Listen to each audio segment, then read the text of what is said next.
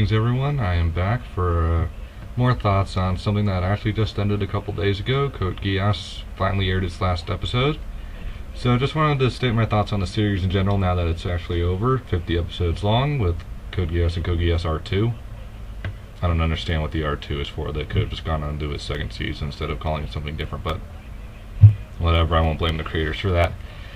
Let's start with the story. It's an interesting story, but I don't know, it just took a little long to get to end places, because I think we all knew how it was going to end, sort of.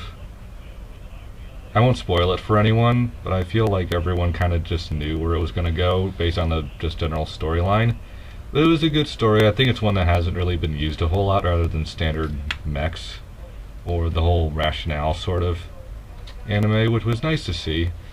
Characters, I'm gonna say this, I hate just about every character in this show. I mean, Lelouch suffers from light Yagami syndrome. Suzaku is I think he's simple-minded. I mean, he doesn't really seem to understand the flaws with his own ideals. He does later, thank God. Let's see, every single female character is basically fan service. Only C2 seems to have any real plot points.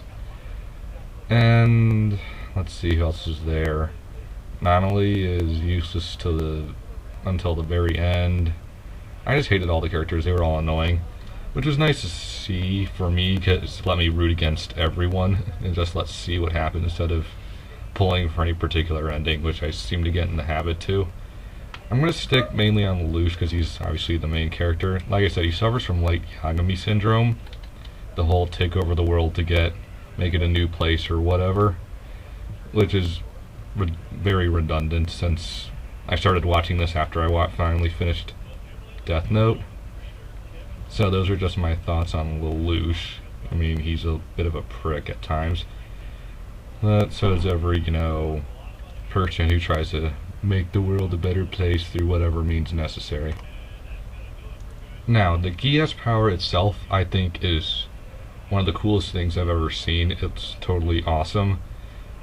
The eye thing is really cool. As I stated in my AWA video, there's actually a person who actually had the contact with the little insignia thing on it, which was awesome. And the power to give a command to anyone, they will do it without a doubt, is a very unique power. I'm sure it's been done. I mean, at this point, every power imaginable has been done, except for ridiculously stupid ones, like read or die control over paper.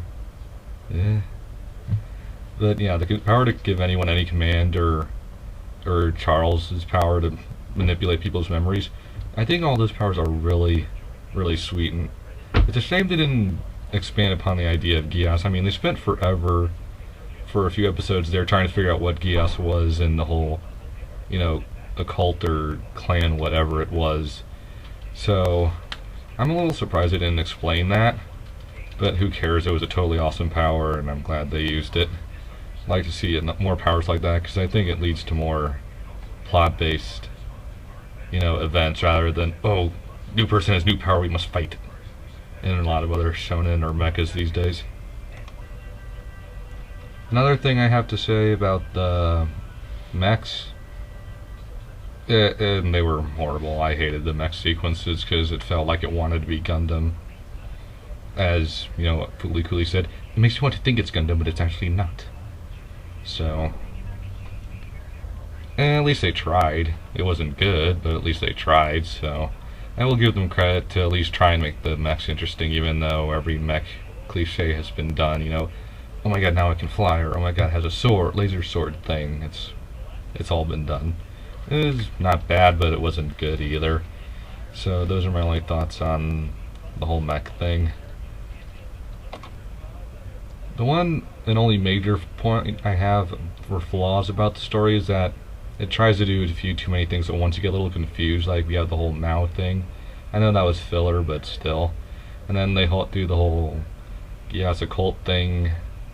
And it's trying to do a few too many things at once, especially with characters you really don't care about, per se.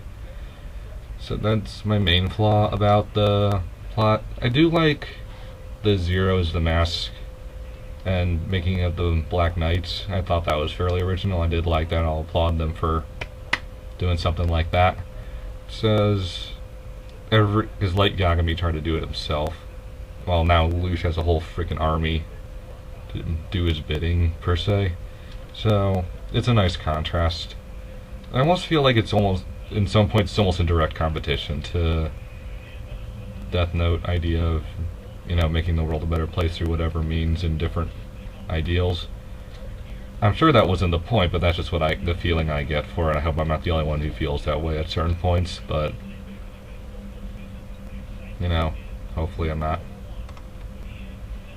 I promised myself I wasn't going to mention this, but I just have to. Why does Lelouch have the deepest voice in the subs?